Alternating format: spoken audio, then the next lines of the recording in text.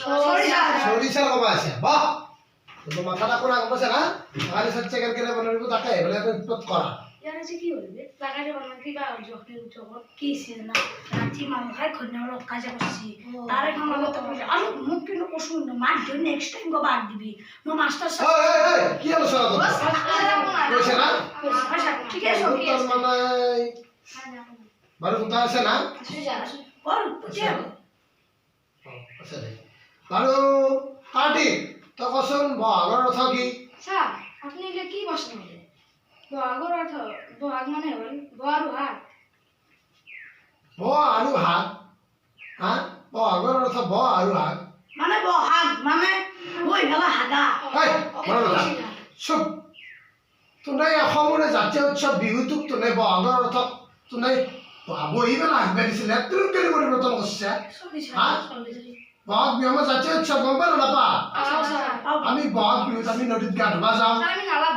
আমি দুসা সারা না খালো দুসি আইনা খোলা মনে একদিন আমি খালি ডান বলে খালি বলি মো গরুকেই না খাও হ'ব অবা দিলি তাৰমানে তোনাই তাৰমানে বহুত ওপৰ কৰি গুচি যা পুষ্পাত দিম স্যাৰ ওই জায়গাতে বইছো কিবা ৰঙাবা এই আমি নদীত গা ধুবা যাওঁ আমি ধুনীয়াকৈ আমি গৰুক বিহান দিওঁ আমি বিহানক লওঁ আমি জুবিনদাৰ গান চাব যাওঁ ও স্যাৰ পুলিশে বল ও না হৰ আমি গান চাওঁ আমি বাৰু ভিন্দি তই কচোন তুই মানে তুই ইকুৱেল কি sir 2 minutes 2 well no idea তুই মানে তুই ইকুৱেল টু নাজনা শুন ধৰি ল তোৰ হাতত দুখন ৰুচি আছে স্যাৰ মই অবশ্যই গেল মত তো ৰুটি নাই আৰু ধৰি ল'বা দিছো আই স্যার মই অবশ্যই না ধরি আরে স্যার তুমি উল্টা পাল্টা বকে ভাবি ল'বা দিছো ভাবি ল তোৰ হাতত দুখন ৰুচি আছে মই তোৰ হাতত দুখন মোৰ তাত নাই ৰুচি তোৰ হাতৰ পৰা মই দুখন ৰুচি আনি পেলাই মই খাই নালো যে তোৰ হাতত কেইখন থাকব দোকানে নিলা তোৰখানে খালো নিলা না তোমার তো সবজি কিনতে পু চব্জি খানি স্যার মই রুটির লগত আলু ভাজা খাবে তেল মতো আলু ভাজা নিতে স্যার মই মটর ঘুগনি দি খাও চাঙালি মটর ঘুগনি স্যার এখানে কবাড়ি দি বেশি হয় অলপ কমাই দিলে বেছি হয় তোৰ হয় স্যাৰ আৰু ৰঙাবা তই সেই তোৰ মাইনাছ টু ইকুৱেল টু নাজনা ও স্যাৰ মোক ৰঙাবাৰ না পৰিশুনা স্ট্যান্ডাৰ্ড আছে অলপ পাৰে না মনত না শুন তোৰ মাইনাছ টু কি জানা চাৰি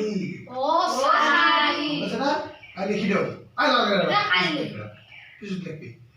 বাৰু হোমৱৰ্ক কৰিছে না নন্দী হোমৱৰ্ক কৰিছে না কৰা নাই স্যাৰ মই কৰা নাই স্যাৰ কিয় কৰা নাই স্যাৰ লাইন নাছিল লাইন নাছিল মনটো জ্বলাব পাৰিলি হয় স্যাৰ মন জ্বলাব গেলে তো দেশেও দেখতে লাগিল দেশলে আৰু কিয় নাই স্যাৰ আমাৰ গুহায় গত থোয়া আছে তো গোৱা ঘৰটোৰ পৰা নানিলি কিয় স্যাৰ গা ভাঙছিল বে গা ধোৱা নাই ও স্যাৰ দূৰত বহিবি তই আৰু কিয় গা ধোলা স্যাৰ মটৰ তো চলা নাছিল মটৰ চলা নাছিল হয় মটৰটো আৰু কিয় নচলাই স্যাৰ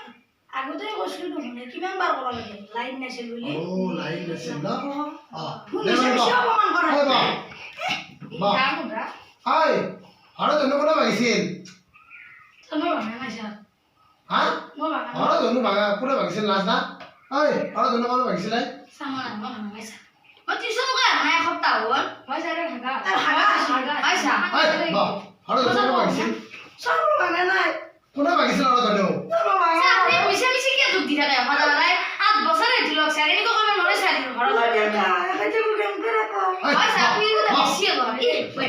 গো হৰ ধনু কোনে ভাগিছিল জানা না শুনি হৰ ধনু ভাগিছিল ৰাৱণে ও স্যাৰ খতম গিয়া ৰাৱণ কোন আছিল সাকিনতে এই স্যাৰ হয় স্যাৰ কি হৰম বসি স্যাৰ ঠিক নে হয় ৰাৱণ আছিল কুঞ্চিৰ পুত্ৰ ও স্যাৰ কুকুৰি কোন আৰু কুঞ্চিৰ পুত্ৰ কুঞ্চি আৰু কোন আছিল স্যাৰ আমাৰ ধনু শিশলে বাবা হয় মহাবীৰ অৰ্জুনেৰ মায়া হেই নহয় আই আমাৰ গাঁৱৰে বীৰেণ বাবুৰ কথা কৈছো কুঞ্চি বাৰু আৰু এটা প্ৰশ্ন আছে মোৰ আই শিল্পীৰ অৰ্থ কি আই ও স্যার একটা প্রশ্ন মুখতে হিল জুনি পি খাবা পারে হিয়ে শিল্পী শিল যদি পি খাব পাৰে সি শিল্পী হ'ব একদম ৰাইট হয় স্যাৰ হয় ওদেৰ মানে শিলটো পি খালি শিল্পী নেকি হয় স্যাৰ দেউৰ খাম তো নভাবি খাম হিল মা বিলখন লাগবে ডাইরেক্ট মই নাজনো এর পরে কি ডাইরেক্ট খেলি দিও আই বহ হসাম না হবো এই আমার তো রাবণের কথা ওলাল কুঞ্চির কথা ওলাল কালি যে দীপ্তেশ্বরী রাহুত যে রচনা প্রতিযোগিতা আছিল কোনে কোনে দিছিলি আরে দিছে দিয়ে নাই মরিছো তই দিছা হয় ভালে উচ্চ ছাত্র এবার গিয়া ছাড়া পুরো নাম বসিও ফাস নাম করবো তুই এই দেখা সারুন নাম পুরো রাখছু এই বল সন্দেহ কেমন নাম রাখছি কালি তাতে মুখ মাছিল চাষ করবো তুমি যা না হলো আমরা মুখ মাছিল কালি চাষ করবে আমার অসুবিধা আমি যাবা ললো হেছি কি প্রতিযোগিতা রচনা প্রতিযোগিতা কি আছিল বিষয় স্যার বিষয়টো এ মহাত্মা গান্ধী তাকলা শিবাজী মে আ গয়া মহাত্মা মহাত্মা গান্ধী কি বলি তুই বিষয় মোর নাম রাখছে না রাখছু দেখো কি কৈছে মহাত্মা গান্ধী 1942 চনত শুক্লা দশমী তিথিত জন্ম লাভ কৰা এজন ব্যক্তি যাৰ নাম মহাত্মা গান্ধী মহাত্মা গান্ধী এই তোর মনে থাকতো মুখান ছিঁড়ে সেদিন দেখা এই রকম আর বড় উত্তর দিছে আজি তাকে বাপে করে প্লেসি আগে বাপে বড় প্লাসি হয় মনটা লাগি হো শুন আঠ ছড়ে যাবি হো মহাত্মা গান্ধীৰ পিতৃৰ নাম আছিল কুসুম্বৰ গান্ধী আৰু মাতৃৰ নাম ইন্দিৰা গান্ধী মহাত্মা গান্ধীৰ পুতেকৰ নাম ৰাজীৱ গান্ধী আৰু মহাত্মা গান্ধীৰ শিক্ষাগুৰুৰ নাম আছিল মাননীয় শ্ৰীযুত মহেন্দ্ৰ কন্দলী গান্ধী শুনছানে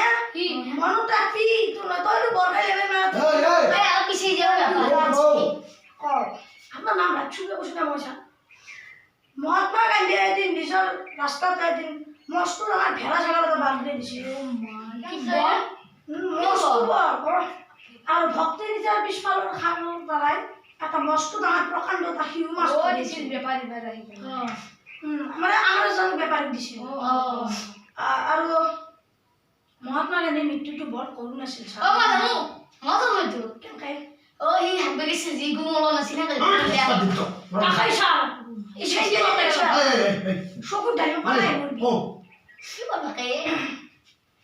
এদিন ৰজা দশৰথে মৃগ শিকাৰ কৰিবলৈ গৈছিল মানে বেঙেৰ কাছে জাপে অতি ভয় আৰু মহাত্মা গান্ধী নিজৰত পানী খাইছিল আৰু ৰজা দশৰথে মৃগ শিকাৰ কৰিবলৈ গৈছিল ৰজা দশৰথৰ হাতত এডাল সপ্তবাদী বাণ আছিল শৰ তাৰপিছত কি কৰিলে মহাত্মা গান্ধী পানী খাই থকা শব্দ ৰজা দশৰথে শুনা পালে ৰজা দশৰথে ভাবিলে কি নিশ্চয় কিবা মৃগই পানী খাইছে লগে লগে ৰজা দশৰথে সপ্তবাদী বাণ এৰিলে আৰু মহাত্মা গান্ধীৰ তালিত লাগি থাপলাম দিলে ওপৰলৈ